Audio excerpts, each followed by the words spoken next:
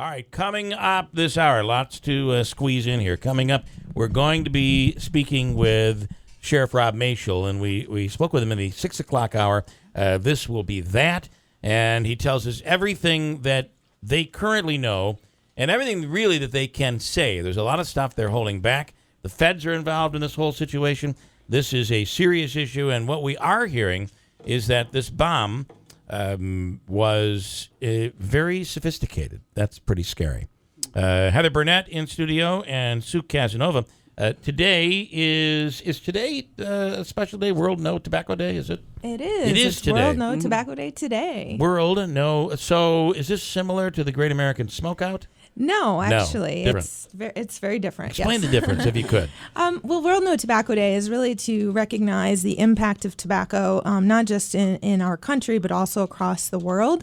But we in New York take this as an opportunity still to highlight, that tobacco is still a major concern. It still kills more people than any other type of similar products combined. And it is the only product that, when used as intended, causes disease and early death. And Sue, are we seeing? I'm under the belief that we're seeing a drastic decrease in young people smoking. Is that true? Well, we're continuing to see a decline in youth smoking. Yes. Although I got to tell you, I was driving down the street just yesterday. I saw a guy with this young guy. I don't understand, because once you start, right? Once you start, it's so tough to quit. Yeah, and that's why we really try to help people to not start. Why it's so important to help young people to not start, because, when you can help people quit, but they'll be struggling with it every day the rest of their life. Yeah. And today we're actually in New York State launching a media campaign. It's mostly a social media campaign to really look at how tobacco is marketed in stores, because we know that's where a lot of kids shop, especially convenience stores. After school, before their sports, and that we believe from past documents from the tobacco industry that they have studied teen behaviors, and they know that today's teenager is tomorrow's regular potential customer. And that's actually a quote from one of their internal documents. So our media campaign, it's being launched today, is actually to really look at tobacco marketing stores is just horrendous. I mean, and it's us as adults, we don't really notice it because we're just walking in there and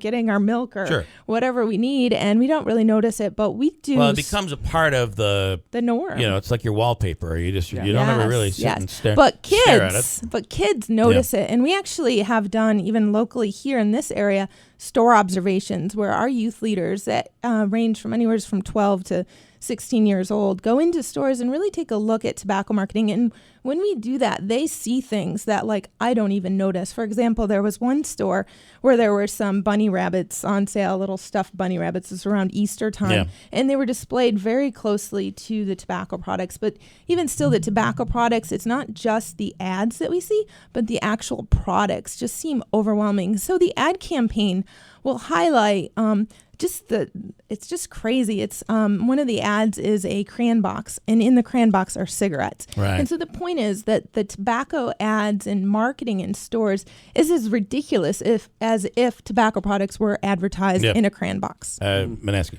I think Christine at the top of the hour had a story about the heroin epidemic, and they're coming up with some blocker. Is there a blocker that exists, a receptor, something that blocks in your brain your craving for nicotine, or the things that they're working with things, but they give you really products crazy out there dreams. like Chantix and such that people are trying to quit, that are very helpful for smokers, that does help with the cravings. Yes. Problem is, though, once you start, it's really, really difficult for them. Yeah. It's a challenge. And one of the things the campaign highlights is that a third of smokers started before they were 13. Yeah. Imagine that, 13 years old, a third of, and 90% by the time they graduate high school. Almost everybody who smokes before they're in their mid-20s.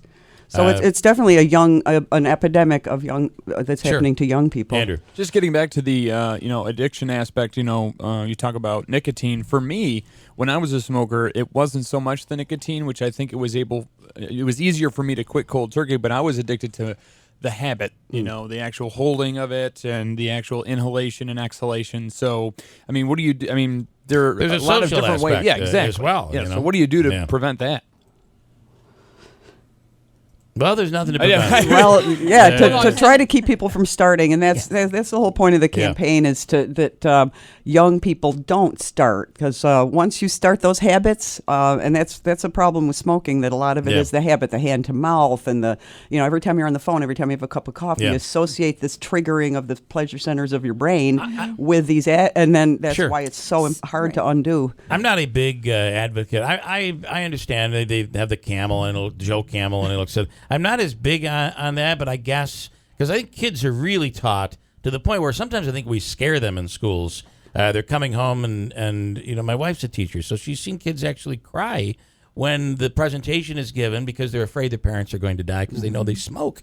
Mm-hmm. So, but I do wonder, and I'm very much against putting restrictions on any form of art, including the movies. However, I do think that that when we watch people that are maybe celebrities, that are actors, and they're in movies and they're playing those characters, when they're smoking, the James Dean thing, it was cool. Mm-hmm. And that coolness does play a role in that, especially that teen demographic. It's a huge influence, smoking in movies. And one of the initiatives that we work on is to try to get the movie producers to, if you're going to make a movie with smoking in it, rate it R, like you do with any other thing that's only intended for adult audiences. Right. And the same with, tobacco marketing in stores. We know that, the tobacco industry, they're a legal business. They, they have the right to advertise their products, and they claim that they advertise to adults.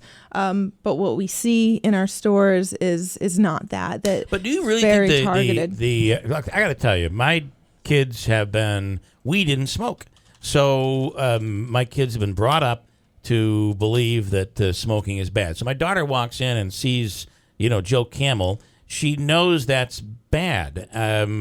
Isn't it more less the marketing, but more what the kids see at home? If they see their parents smoking, it becomes acceptable. It becomes acceptable. I'm sorry to that's bringing you into it. But parental and peer pressure are a huge part, but we know tobacco marketing is equal to those. Right. And it's more subliminal, and that's why I think people don't recognize it as much. But we do know that stores, schools where that have the more stores near a school that market tobacco, the more likely the kids that go to that school are to smoke. So we do know that it's the tobacco marketing near schools that has a huge influence. Right. So we're working with our local elected officials, educating them on this issue to see what they can do, because there are new national regulations that can be given locally to protect, and it's really about protecting children from exposure to tobacco products where they shop. Got it. All right, Heather and Sue, we appreciate your time, and we'll be looking for the big campaign coming out. So sit tight. Coming right back, Rob Mashel, Sheriff, next on the latest that is of this terrible situation that happened out in Floyd, the bomb that went off. There is a corrections officer that is still in critical condition, and we'll get the latest from the sheriff coming up next on WIBX.